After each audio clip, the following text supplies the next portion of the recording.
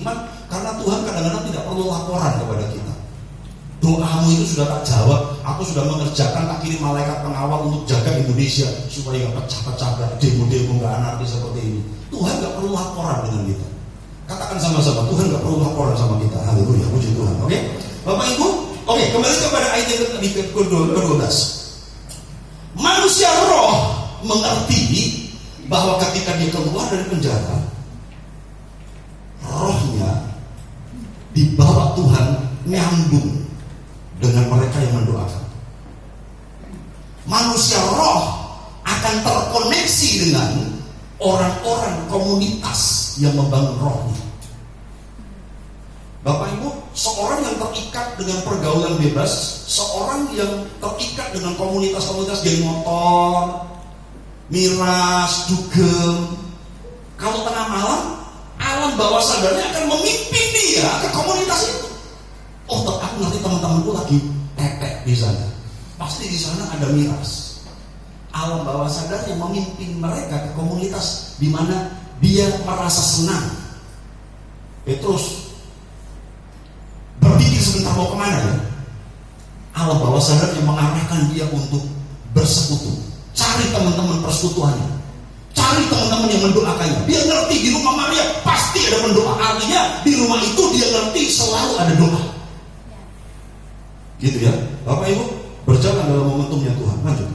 Haleluya, puji Tuhan. Jadi makanya ayo bersekutu Bapak Ibu. Aduh, habis ini pesta ya. Aku paling gak senang tuh pesta Pak Denny.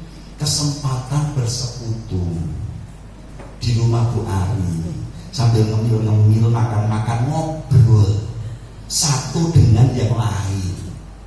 Pak, saya itu setiap minggu lihat wajah Bapak, tapi kok gak ngerti namanya. Kenalan, nanti kenalan di rumah Bu Ari ya. Haleluya, puji Tuhan.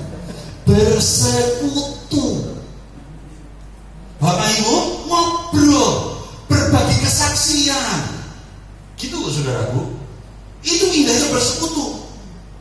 Terus Bapak Ibu, ayat 13. Dan ketika ia mengetuk pintu gerbang di rumah Maria, datanglah seorang hamba perempuan bernama Rode untuk mengetahui siapa yang mengetuk itu. Sampai di situ saja. Tapi intinya Tuhan melakukan mujizat yang berikutnya, melepaskan Petrus dari penjara. Walaupun kesulitannya berlapis-lapis. Hari ini kesulitanmu seperti apapun, berapa lapis, Alkitab mengajarkan kepada kita bahwa selalu ada jalan keluar. Selalu ada jalan keluar. Haleluya. Selalu ada jalan keluar. Tuhan gak pernah bisa dipenjara. Berjalan dalam momentumnya Tuhan. Yang terakhir, Kisah Rasul pasal 16. Kisah Rasul 16 ayat 13. Bukan ayat 13. Bapak Ibu, jadi ceritanya, atau 16 deh, yuk supaya jelas 16. Oke, 16. Mulai 16. Kisah Rasul 16 ayat 16. Pada suatu kali ketika kami, ini Saulus dan Silas sekarang. Pada suatu kali ketika kami pergi ke tempat sembahyang itu, kami bertemu dengan seorang hamba perempuan yang mempunyai roh tenung. Dengan tenungan-tenungannya, tuan-tuan yang memperoleh penghasilan besar. Jadi ini ada seorang anak perempuan, dia punya roh tenung. Dan dengan roh tenung itu dia ngeramal orang-orang.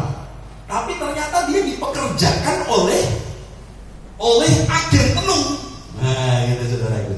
Dia ngeramal dan ramalannya rupanya manjur, dikagumi, digandrungi banyak orang yang minta ramalan-ramalan.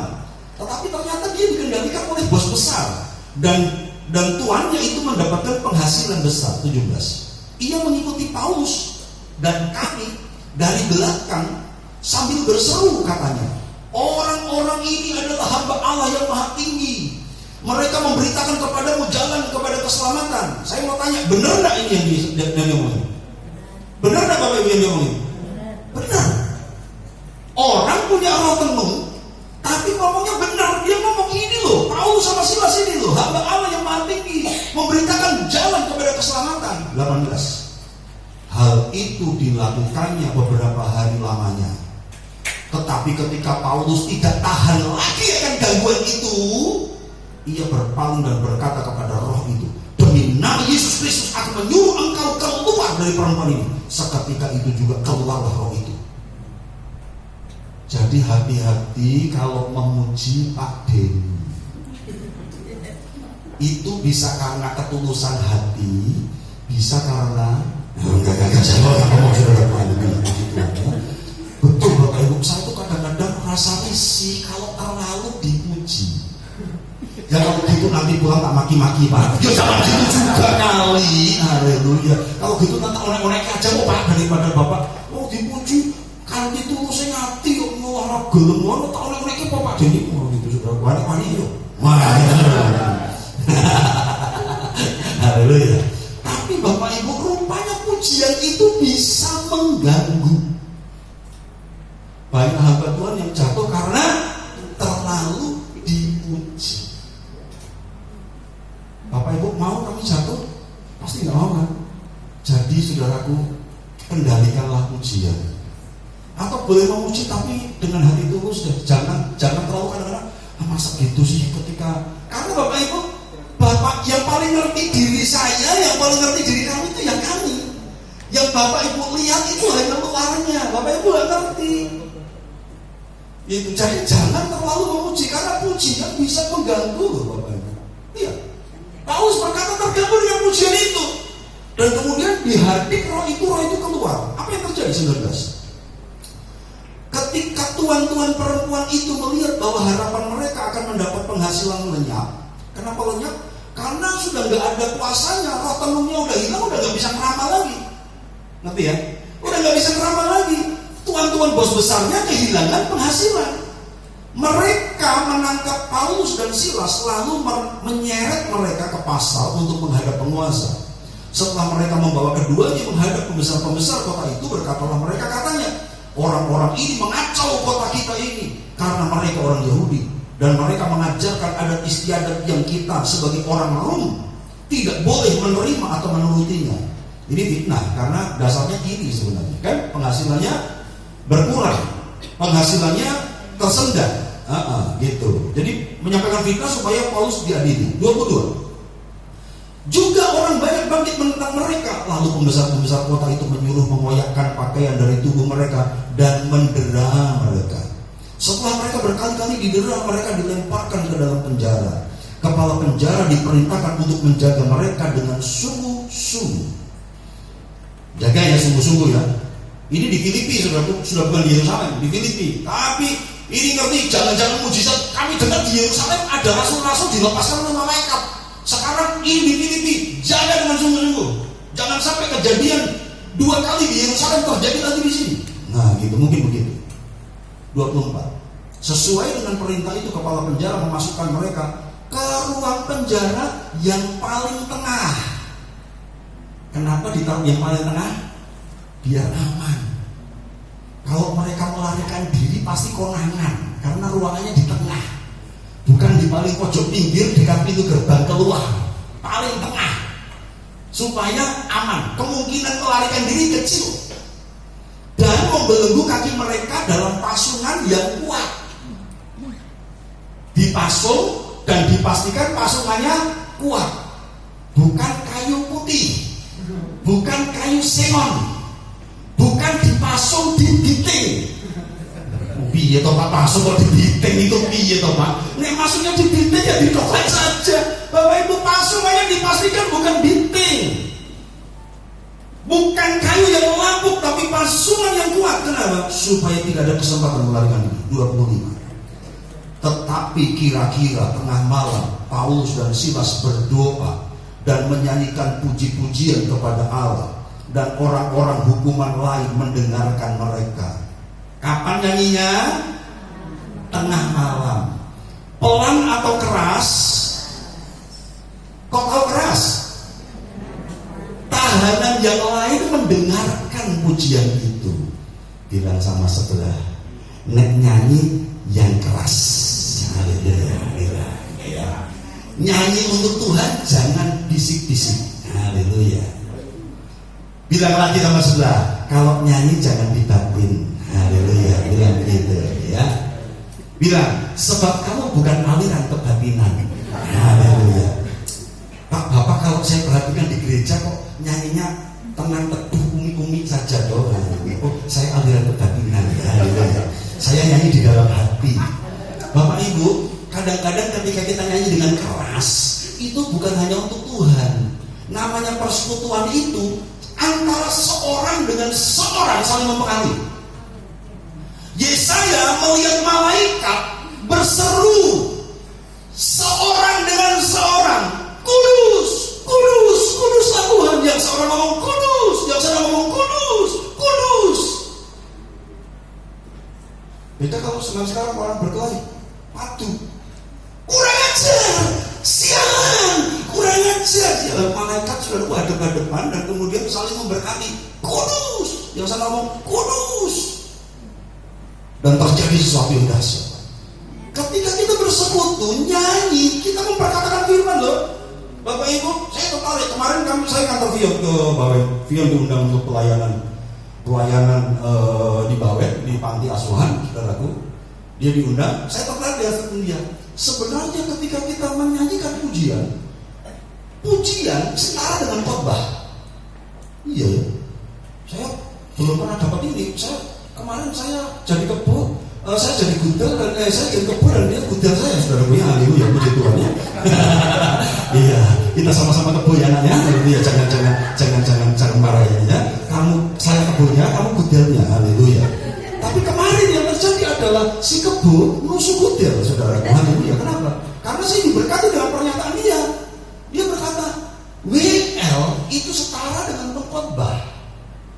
Ya benar juga ya. Kenapa? Karena ketika kita menyanyikan pujian, itu kan firman. Pujian itu memberitakan firman, Bapak Ibu. Katakan sama-sama, pujian memberitakan firman. Haleluya. Oke? Jadi, jangan berkata pujian gak penting, firman Tuhan yang penting. Wah, salah saudaraku. Bertobat kalau Bapak Ibu punya pikiran seperti itu. Pujian dan firman sama, karena sama-sama isinya firman. Jadi, tugas WL dengan pengkhotbah setara. Siapa bilang pengkhotbah lebih bagus, lebih hebat? Enggak. Jadi WL harus diapresiasi, saudara. Harus diapresiasi. Pemain musik, pujian gak ada musik juga gak enak. Setara dengan khotbah, setara dengan firman. Haleluya. Saya berharap ini merombak cara pikir kita ya. Haleluya, puji Tuhan. Merombak sampai tergoncang. Haleluya. Tapi jangan kejeduk dan diturun tangga, saudaraku. Kita masih mau turun ke bawah. Haleluya, puji Tuhan. Ya. Bilang sama sebelah, tergoncang tapi jangan miring. Bilang begitu, saudaraku. Haleluya, puji Tuhan ya. Haleluya, tergoncang tapi jangan sampai miring. Bapak Ibu, ada banyak paradigma kita yang harus dirubah. Oke, Bapak Ibu, mereka menyanyi dengan keras karena hukuman lain mendengarkan mereka. Haleluya. Terus 26. Akan tetapi terjadilah gempa bumi yang hebat, sehingga sendi-sendi penjara itu goyah, dan seketika itu juga terbuka semua pintu dan terlepaslah belenggu mereka semuanya.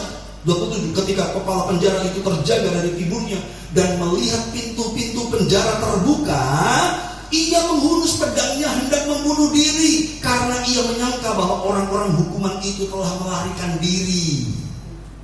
Ada dua tahanan penting di situ, Paulus dan Silas. Dia takut kalau dia melarikan diri. Bapak Ibu, tadi di cerita Petrus, Herodes membunuh pengawal-pengawal. Ketika Herodes cari Petrus sudah tidak ada, Herodes membunuh pengawal-pengawal karena mereka dianggap lalai jaga Petrus. Padahal mereka nggak lalai, malaikat membebaskan kok. Nah ini sekarang kepala penjara di Filipi, dia takut ini tahan lepas. Aku pasti dihukum, sebelum aku dihukum lebih baik bunuh diri. Terus menarik saudara, menarik. Yang ayat 30, ayat yang berapa? 28. Tetapi Paulus berseru dengan suara nyaring katanya, jangan celakakan dirimu, sebab kami semuanya masih di sini. Kenapa tadi Rasul cerita yang pertama Rasulnya keluar, cerita yang kedua Petrus keluar? Kenapa sekarang cerita ini Paulus gak keluar? Kenapa? Gak diperintah, gak ada malaikat yang memerintahkan keluar. Ikut aku, bilang sama sebelah, lagi-lagi taat. Bilang begitu kan? Bilang lagi-lagi taat. Paulus gak suruh keluar, Paulus tidak disuruh keluar. Jadi walaupun Tuhan bikin terbuka sendi-sendi, pintu terbuka, mereka bisa melarikan diri, tapi mereka tidak melarikan diri. Kenapa? Gak disuruh kok. Dan itu jadi sebuah momen yang luar biasa, Bapak Ibu lihat. Kami semua masih ada di sini, Gospino. Kepala penjara itu menyuruh membawa suruh, lalu berlari masuk, dan dengan gemetar tersungkurlah ia di depan Paulus dan Silas. Ia mengantar mereka keluar. Nah, sekarang malah diantar keluar, saudaraku, sama kepala penjaranya diantar keluar. Haleluya. Sama Tuhan itu ngeri-ngeri sedap, saudaraku, haleluya ya. Yang kemarin nggak boleh keluar, ini sekarang diantar keluar, saudaraku ya. Ini zaman kepala penjaranya, mulia sekali. 30, ia mengantar mereka keluar sambil berkata, Tuhan, Tuhan, apakah yang harus aku perbuat supaya aku selamat? Jawab mereka, percayalah kepada Tuhan Yesus Kristus dan engkau akan selamat, engkau dan seisi rumahmu. Lalu mereka memberitakan firman Tuhan kepadanya dan kepada semua orang yang ada di rumahnya. Pada jam itu juga kepala penjara itu membawa mereka dan membasuh bilur mereka. Nah, diobati sendiri, tadi habis digebuki, saudaraku, mereka akhirnya dibasuh sama kepala penjara. Seketika itu juga ia dan keluarganya memberi diri dibaptis. Lalu ia membawa mereka ke rumahnya dan menghidangkan makanan kepada mereka. Wow. Dan ia sangat bergembira bahwa ia dan seisi rumahnya telah menjadi percaya kepada Allah. Bapak Ibu, apa yang jadi penjaraan hari ini? Apa yang jadi yang nahan Bapak Ibu? Apa yang membelenggu engkau? Gak peduli betapa susahnya, betapa ribetnya, betapa beratnya. Tapi Tuhan bisa kirim malaikat, Tuhan bisa bikin gempa. Kalau Tuhan gak kirim malaikat, dia bisa bikin goncang sehingga masalahmu gogrok sendiri. Kalau Tuhan gak kirim malaikat, dia bisa bikin goncangan sesuatu sehingga terjadi sesuatu dalam hidup kita. Berjalan dalam momentumnya Tuhan. Mari tutup Alkitabmu. Haleluya, puji Tuhan, puji Tuhan.